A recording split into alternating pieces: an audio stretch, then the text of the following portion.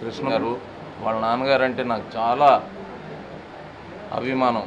ఎందుకంటే ఆయన గుండె లోతుల్లోంచి సాయం చేయాలనే ఒక అద్భుతమైన ఒక ఆకారంతో పుట్టిన ఆయన.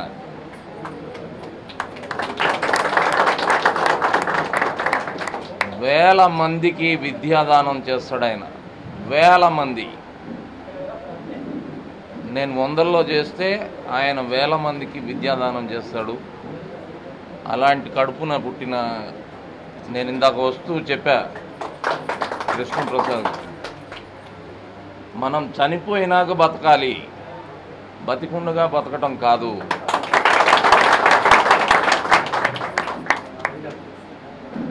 అట్లాగే సీతారామయ్య నా సోదరుడు. నేను పుట్టినరోజే ఆయన కూడా పుట్టాడు. అలాగే మా ఇంటికి పెద్ద దిక్కు సత్తన్న, అమ్మకి నమస్కారం. నేను మొన్న ఒక వైజాగ్ ఫంక్షన్కి వెళ్ళా. సింగిల్ నేషన్ సింగిల్ కార్డ్ అని చాలా గ్రాండ్ వెల్కమ్ చేశారు. బ్రహ్మాండంగా మాట్లాడా స్టేజ్ మీద. వచ్చి 3వ రోజు చూస్తే వాడు అరెస్ట్ అయ్యాడని చెప్పారు.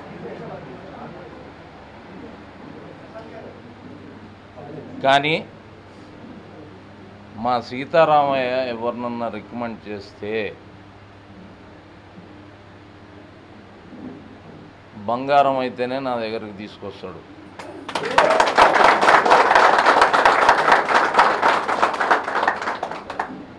అన్న ఇట్లా ఉంది అంటే నేను వస్తున్నా అని చెప్పాను. సో దీంట్లో నాకు నచ్చింది ఏంటంటే ఆల్రెడీ 15,000 మంది విద్యార్థులకి ఆల్రెడీ వీళ్ళు ఎడ్యుకేషన్ ఇస్తున్నారు. ఎడ్యుకేషన్ అంటే ఈ రోజుల్లో సామాన్యుడికి దూరంగా ఉండే ఒక కామన్ మ్యాన్ వాళ్ళ తల్లిదండ్రులు కలలు కానీ వాళ్ళ త్యాగాలతోటి పిల్లల్ని చదివియాలి తప్పితే వాళ్ళ బట్టలు చిరిగిపోయిన బట్టలు వేసుకొని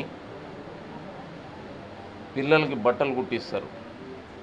అలాగే పండగనక పబ్బమనక వాళ్ళు నిద్ర లేకుండా ఓవర్ టైం డ్యూటీలు చేసి నా బిడ్డ ఒక కాన్వెంట్లో చదవాలి అనే ఒక అద్భుతమైన కళ.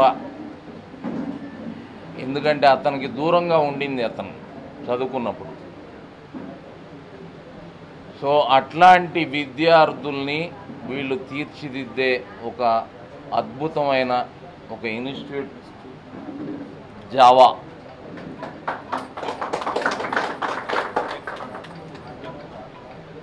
దీంట్లో బాగా నచ్చింది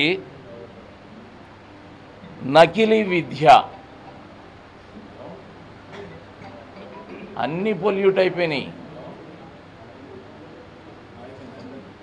ఇసుక దోచుకుంటున్నారు, కొండల్ని తవ్వుకొని వెళ్ళిపోతున్నారు, అడవుల్ని నరుక్కొని పోతున్నారు, సముద్రాలను అమ్ముకుంటున్నారు. ఎవడు ఏమి చేసినా విద్య అనేది ఎవడు దోచుకోలేంది, అది మన దగ్గర నుంచి. సో అట్లాంటి ప్రయత్నం ఒక గొప్ప ఇన్స్టిట్యూట్ తెరిచి ఇక్కడ కూడా ఆంధ్రప్రదేశ్లో కూడా సేవ చేయడానికి వచ్చిన శ్రీనివాస్ని మనస్ఫూర్తిగా నేను అభినందిస్తున్నా.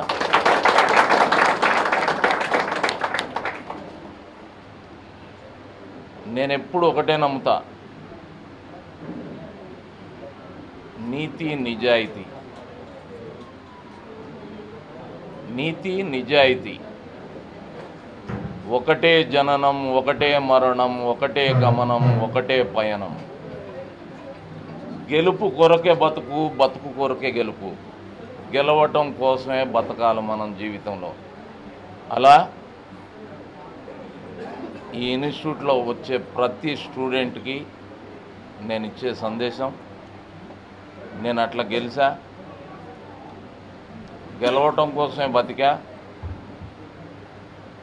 ప్రతి ఒక్కళ్ళు అట్లాగే ఉండాలని మనస్ఫూర్తిగా కోరుకుంటూ